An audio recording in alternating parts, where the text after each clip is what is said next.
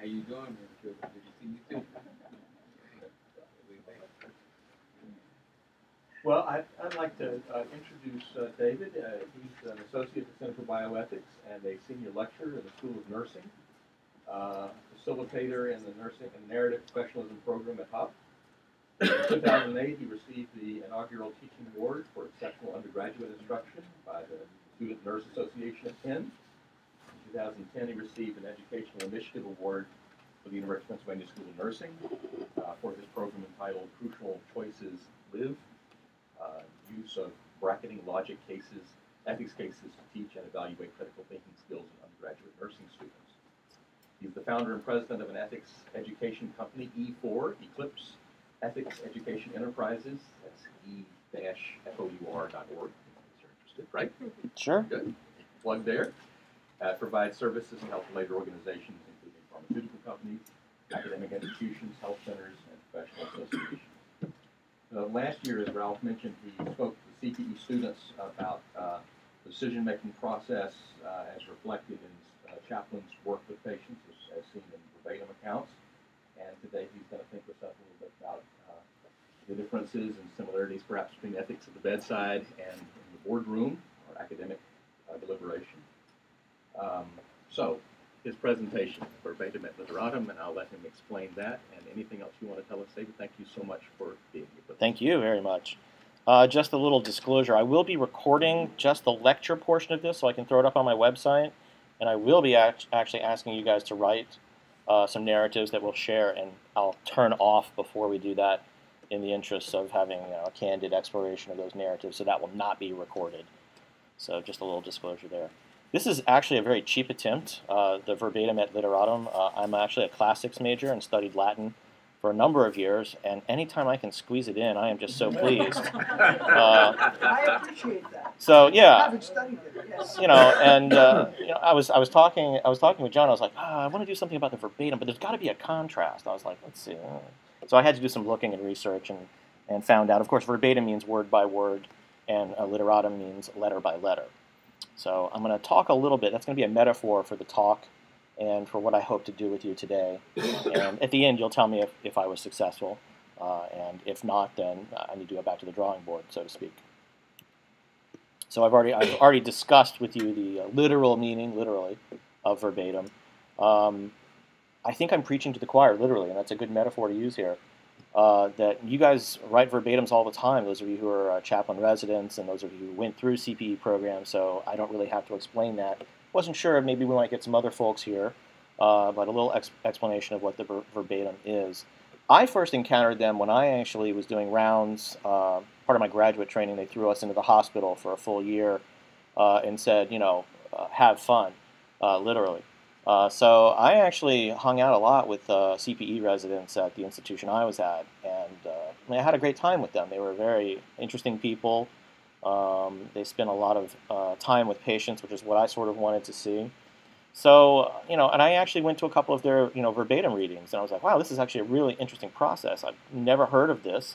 I wondered, how could it be used, as an adjunct to what I was doing in my clinical exploration. So I sort of took it on as my mission, and I decided that I would start sort of charting in the loose sense, not physically writing in patients' charts, but sort of charting my own sort of journey during my graduate training and beyond, the time I spent with patients and the time I spent doing ethics work, and in the hopes that that might have some kind of reflective practice of my own. And this is another way to sort of contrast the verbatim and literatum. If you really take a look at what's going on at the bedside, you're really looking more closely at the interaction that you have with the patient. So it is going to be word by word, sort of the substance, the grit of what you're actually doing. And when you take it away from the bedside, whether it be in a boardroom, a clinical ethics consultation, an ethics committee meeting, whatever, that also has a lot to do with process as well as substance. So I see the two acting as in concert together. So it's another nice contrast to suggest that what you do at the bedside is word by word, and the process that you undergo to get at the ethical issues that are present in a lot of clinical cases is the more sort of letter by letter, following the letter of your processes. And I think I've sort of said this. But both are important for me, process as well as substance. And I actually do a lot with narrative professionalism here at HUP. I don't know if you guys know this, but there's actually a program that we do for all the residents and interns. They have a series of about 5 or 6 questions throughout their residency that we come and we facilitate them writing narratives about their professionalism and sort of analyze it. And it's a very good program, and I'm very happy to be a part of that. And I know also some of the units also have a similar program ongoing in that as well. So these are the kinds of things I like to combine these two things when I'm doing those sort of reflective analyses with students, whoever they might be. I even do them with my undergrads. So at around the same time, I learned about verbatim, and I started doing my own sort of reflective practice. I started to take a look at the literature, and I was quite happy to learn that there's actually a great deal of stuff going on. There's a whole program of narrative medicine using patient interviews as the means of trying to figure out what's actually going on, the deepening process of going through interviews with patients. Even among my ethics colleagues, there was a whole approach to using narrative as well, which I found quite interesting. And then, of course, if you add on to that the professionalism aspects. So I was doing this. People in the other health professions were doing this, so I wanted to know, well, how can I actually integrate this in my own teaching? And here's sort of what I've uncovered through actually getting students engaged in the reflective writing process, especially if they're practicing health professionals, graduate students, things of that nature. I liken this to a process of catharsis. There again, there's a nice Greek word from the classics. The unloading of one's moral and emotional burdens is a way to care for oneself. Let's face it, we deal with a lot of nurses burning out on the job, a lot of substance abuse. In order to prevent these things, maybe narrative might be a good way to process the information such that it doesn't lead to detrimental behaviors or disruption of clinical care.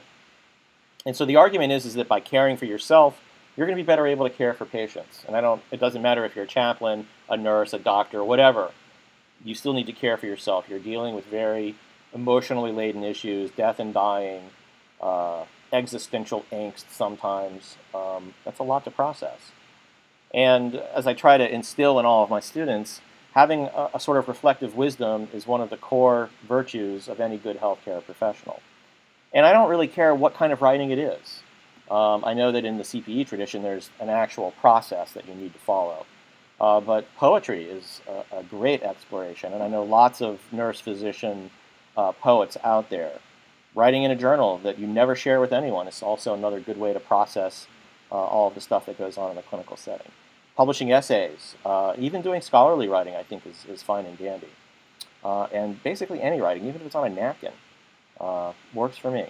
I actually keep a little notebook. I'm very technologically savvy, but I still keep a notebook. And that's just so I have it handy so that I can jot down notes or whatever if I don't have my smartphone handy. Because if I do, I'll put it there and I'll sync it with the cloud, and everything is great. But there's actually a really interesting literature that suggests that healthcare professionals who engage in this, it's a form of self-care. They're going to be better practitioners. They're not going to be as burnt out, as stressed out, and they're going to be able to provide the kind of care that patients really need.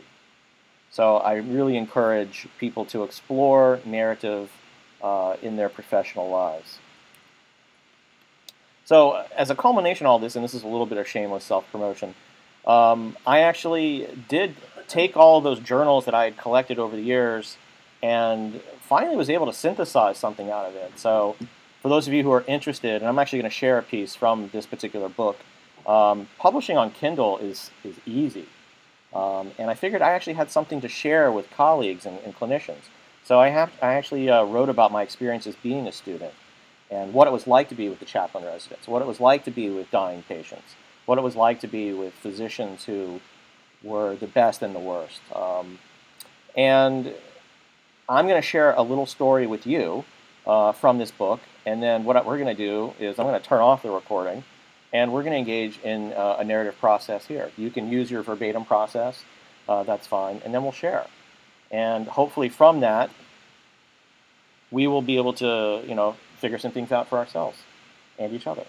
So I will just let you know what we're going to do. I'll go through the lecture and then I'll read, and that's mainly just so that I capture everything in the lecture. What I want you to do is to write a narrative about an experience you had with death and dying issues. Everyone can relate to this particular topic. Death and taxes, those are the only two absolutes we have in life. And my wife, who's a trauma nurse practitioner at Children's, likes to say that life is a terminal condition with a 100% mortality rate. So it's absolutely something that everyone can relate to, will have to relate to. So why not explore that? It's a good thing. It can be about a loved one. It can be about a clinical experience. It can be about a pet. Because I realize that I teach sometimes 18 to 22-year-olds, my undergraduate nurses, they actually haven't had many experiences with death. And you would be surprised the number of tears that flow when they talk about a pet. And then it's easy to analogize, from that experience, what it might be like to care for a dying patient. You're going to go through the very same types of experiences.